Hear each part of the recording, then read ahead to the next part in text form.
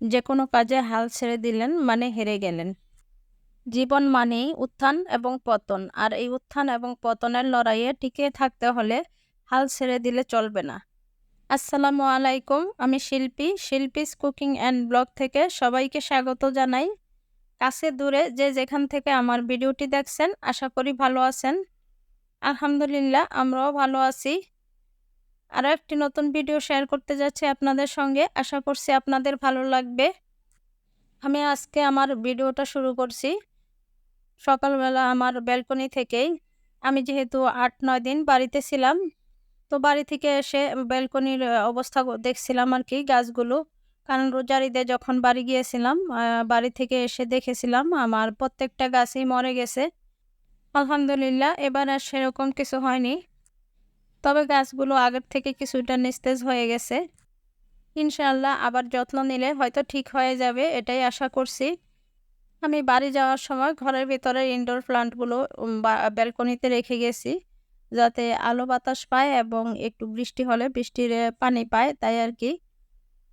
আর এখানে আমি কিছু মাটি আগে থেকেই রেডি করে রেখে দিয়েছি, একটু দেখিয়ে দিলাম আর কি, যাতে আবার নতুন কোনো গাছ আনলে লাগাতে পারি সাথে সাথেই।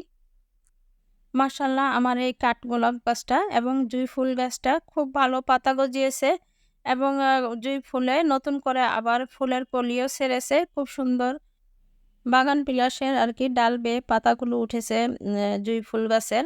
কিন্তু জানি না বাগান বিলাসটা আনার পর থেকে আর কোনো নতুন ফুল ফুটেনি। বেলি ফুল গাছটা তো ২-১ টা করে ফুল ফুটছে, আবার আর কি ঝরে যাচ্ছে। আর বাগান বিলাসে খুব ভালোভাবে ডাল ছড়িয়ে পাতা গজাচ্ছে, কিন্তু ফুল ফুটছে না। তো এইজন্য আমি আর কি ডালগুলো ছেঁটে, ছেঁটে রাখছি। কারণ এই বাগান বিলাসের মধ্যে অনেক কাঁটাও আছে দেখছি বড়, বড়। তাই আমি ডালগুলো একটু ছেঁটে দেই আর কি। আর এই যে ইনডোর প্লান্টগুলো এখন আমি এই টবগুলো ভালোভাবে মুছে আবার ঘরের ভেতর নিয়ে যাব। ব্যালকনিতে থাকার কারণে বৃষ্টির ছিটা এসে আর কি অনেক মাটি এসে টবগুলোর গায়ে পড়েছে। তো এইজন্য অনেকটা নোংরা হয়ে গেছে। তাই আমি ভালোভাবে মুছে টবগুলো যেটা যেখানে ছিল সেখানেই আর কি রেখে দেব। ভিডিওর এই পর্যায়ে এসে প্রতিদিনের মতোই রিকোয়েস্ট করছি, প্লিজ আমার ভিডিওটির কোনো অংশ যদি আপনাদের ভালো লেগে যায় তাহলে ভিডিওটিতে একটি লাইক দিয়ে ভিডিওটি কন্টিনিউ করবেন। আর আপনি যদি আজই আমার চ্যানেলে নতুন হয়ে থাকেন তাহলে চ্যানেলটি সাবস্ক্রাইব করে আমার পাশেই থেকে যেতে পারেন। আর ভিডিওটি যদি ফেসবুক থেকে দেখে থাকেন তাহলে পেজটি ফলো দিয়ে রাখতে পারেন। আর এই কাজটি যদি করে দিয়ে থাকেন তাহলে আপনাকে অসংখ্য ধন্যবাদ। গ্রামের বাড়িতে অনেকদিন থাকার কারণে এখানে আবার অনেক কাজই জমে গেছে। এখন এগুলো আস্তে, আস্তে করে নিতে হবে। তো এখন আমি আমার ডাইনিং টেবিলটা একটু গুছিয়ে নেব। ডাইনিং টেবিলের উপরে সাদা যে ট্রান্সপারেন্ট কাগজটা আমি দিয়েছিলাম আরকি। তো কাগজটার ফাঁকে দিয়ে কোনোভাবে পানি ঢুকে গেছে। হয়তোবা ডিপ ফ্রিজ থেকে কোনো কিছু নামিয়ে টেবিলের উপর রাখা হয়েছিল। বাড়ি যাওয়ার সময় অনেক কিছুই নামিয়ে রেখেছিলাম প্যাকিং করার জন্য। তখন হয়তো কোনোভাবে পানি ঢুকে গেছে। বাড়ি থেকে এসে দেখলাম যে পুরো কাগজটাই একটু ভিজা, ভিজা, আর টেবিলের মধ্যে কেমন একটা পানির ছোপ, ছোপ দাগ পড়ে গেছে। তাই যে কাগজটা উঠিয়ে আমি আগে ধুয়ে দিয়েছিলাম। তো কাগজটা আগে উঠিয়ে ধুয়ে দেওয়ার পরে কয়েক ঘন্টার মধ্যেই দেখলাম যে আমার টেবিলটাকে আর কি পরিষ্কার রাখতে পারছি না আমি। কারণ সরাসরি গ্লাসের উপরে যাই রাখছি তার একটা দাগ পড়ে যাচ্ছে। আর কিছুক্ষণ পর, পর মোছাটাও আসলে একটা আ বিরক্তিকর, ভালো লাগছে না। তাই আমি এখন কাগজটাকে খুব ভালোভাবে শুকিয়ে এবং মুছে আর কি বিছিয়ে দিচ্ছি। আর বিছানোর আগে এই যে গ্লাসটাকে আমি একটু ভালোভাবে ক্লিন করে নিচ্ছি। কারণ কাগজটা বিছিয়ে দিলে আর এই টেবিলের গ্লাসটা অত ভালো মোছানো যাবে না আরকি। বাট কাগজটা উঠিয়ে টেবিলের এই গ্লাসটাকে বারবার পরিষ্কারও করা যাবে না। তাই আমি এখন একটু ভালোভাবে গ্লাস ক্লিনার দিয়ে টেবিলটাকে খুব ভালোভাবে মুছে ক্লিন করে তারপর কাগজটা দিয়ে দিব। আর আমার এই টেবিলটা নিয়ে আরেকটা সমস্যা হচ্ছে, টেবিলটা যেহেতু ৮ চেয়ারের, আসলে মার্কেটে গেলে ৮ চেয়ারের কাগজ বা টেবিলের রানার পাওয়া যায় না, সেভাবে এভেইলেবল না আরকি। বেশিরভাগই পাওয়া যায় সেটা হচ্ছে ৬ চেয়ারের। আর এই তো আমি কাগজটা বিছিয়ে দিয়েছি। আর কাগজটা বিছিয়ে দেওয়ার পরে হয়তো বুঝতে পারছেন আপনারা, এই কাগজটা দিয়ে আমার পুরোটা টেবিল আরকি কভার কভার হয়নি। ২ পাশে একটু ফাঁকা আছে। হয়তোবা এই ফাঁকা জায়গা দিয়েই কোনোভাবে পানি ঢুকে গেছে। যাই হোক আমি কাগজটা দিয়ে তারপর রানারটা দিয়ে দিলাম। আর এখন সবকিছু আগের মতোই সেট করে দিব। সেট করে রাখবো আরকি। এরপর আমি নাস্তার বানাতে চলে যাব। নাস্তা বানাতে হবে। আসলে আমরা গৃহিণীরা যাই করি, যত কাজই করি কিচেন থেকে আমাদের মুক্তি নাই। কিচেনে আমাদেরকে যেতেই হবে। আজকে নাস্তা আমি ভাবছি রুটি বানাবো না। আমার আগের দিনের রাতের আরকি মা রান্না করা মাংস আছে। তো মাংসটা দিয়ে খাওয়ার জন্যে আমি আজকে সকালের নাস্তায় সংক্ষেপে আমি ডিমের চিতই পিঠা বলেন বা খোলাজা পিঠা বলেন বানিয়ে নিবো আরকি।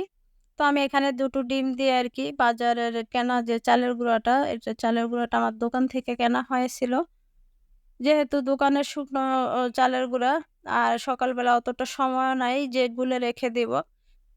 এজন্য আমার পিঠাগুলো খুব একটা সুন্দর হয় না। তো আমি এখানে আমার ছোট মেয়ের জন্য একটা পরোটাও সেঁকে নিয়েছিলাম আগে। কারণ আমার ছোট মেয়ে আবার এই পিঠা খাবে না। সে সকালবেলা রুটি বা পরোটা ছাড়া অন্য কিছু খেতে চায় না। আর এই যে আমি পাশের চুলায় মাংসটাও গরম করে নিয়েছি। যেহেতু ঈদের রান্না করা মাংস ফ্রিজ থেকে নামিয়ে গরম করে খাওয়া হচ্ছে, তো অনেকটাই শুকিয়ে গেছে। আর এই ধরনের মাংস দিয়ে রুটি বলেন বা এই ধরনের পিঠা বলেন খেতে খুব ভালো লাগে। আর আমি যে বাড়ি থেকে কাঁঠাল নিয়ে এসেছিলাম, সেই কাঁঠালগুলো আসলে পেকে গেছে। তো আমি এখানে একটা কাঁঠাল নিয়ে এসেছিলাম কাঁচা, সবজি খাবো বলে কাঁঠাল দিয়ে নিরামিষ খাবো বলে। কিন্তু দেখলাম যে সেই কাঁঠালটাও পেকে গেছে। আমার ছেলেমেয়েরা কাঁঠাল খেতে চায় না বা খায় না। আ আমি আর ওদের বাবাই যতটুকু খাই আরকি। এই তো সকালের নাস্তা শেষে আমি দুপুরের রান্নাটাও করে নিলাম। এখানে আমি গুঁড়া মাছ রান্না করে নিচ্ছি আর মুরগির মাংস রান্না করেছি। গুঁড়া মাছটা আমি বাড়ি থেকে আসার সময় নিয়ে এসেছিলাম। তো রান্নার ডিটেইলস আর শেয়ার করলাম না। কারণ ভিডিওটা তাহলে অনেক বড় হয়ে যাবে।